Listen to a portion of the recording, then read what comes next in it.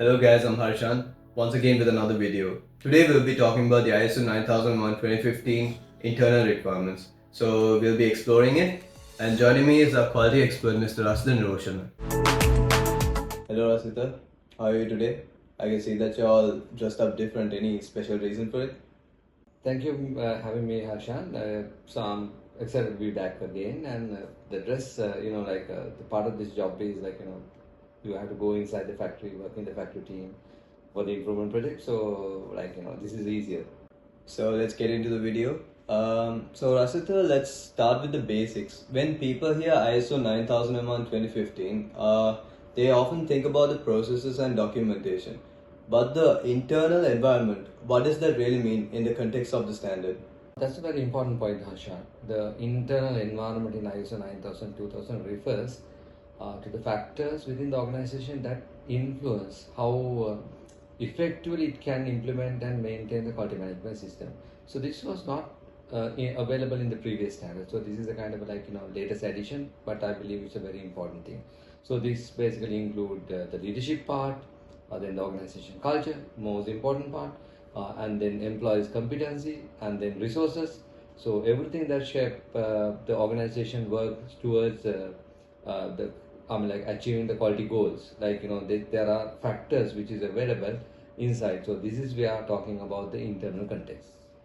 Interesting. It sounds like this is about more than just paperwork. Leadership is a key component here, right? Yeah, that's right, Harshan.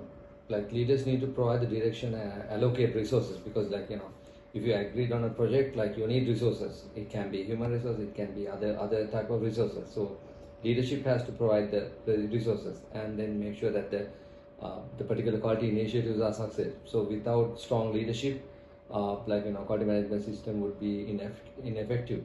So it's a must. Thank you, Rasita. So I think we can jump to the next component, which is competence and employee engagement.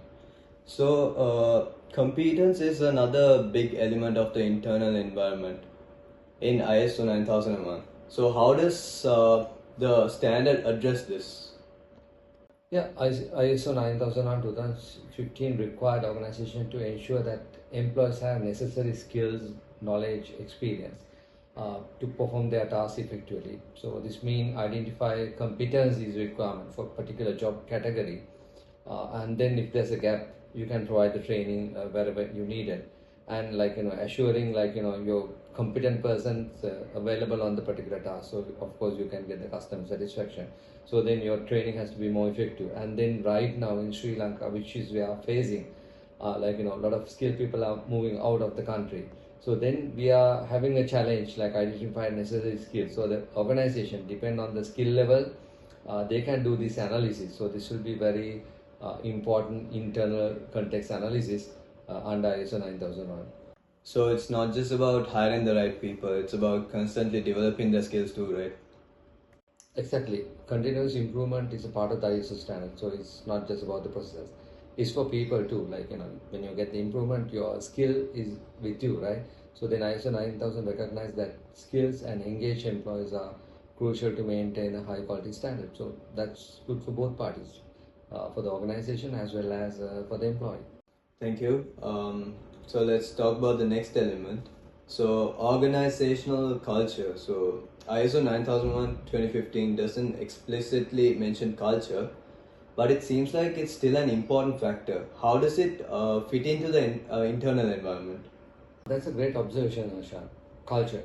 While it's not directly stated in ISO 9000 2015 standard, but there are standards BRC, FSSC standard. They pretty much focus on this area, but maybe when they revise the standard, they might bring in is a big part of the internal environment. When you enter into the organization, you can feel their culture. Some are friendly, some are not friendly. You can't say it's wrong, but depend on the organization. So that's very important factor. A culture that prioritizes quality and continuous improvement is essential. It's about creating an environment where employees feel empowered to contribute to the quality initiatives and speak up if they see issue. So this is very important. You are taking the responsibility. If you can convert that accountability with all your employees, that's fantastic. So that's all about the internal culture, and communication is key here. So 9000 standard emphasize the need for clear communication and who's doing the communication, what, and when, right? So these are very crucial factors so that everyone understand their roles, responsibility, and how they contribute to the organization objective. So culture, taking ownership by everyone, that's fantastic concept. So we learned that effective communication and a strong quality culture go hand in hand. So let's jump to the next component, resource management and infrastructure. So what about resources? Like how important is resource management in the internal environment? Resource management is vital because ISO 9000:2015 require organization to ensure that they have adequate resource to support their quality management system, especially when they go for improvement projects.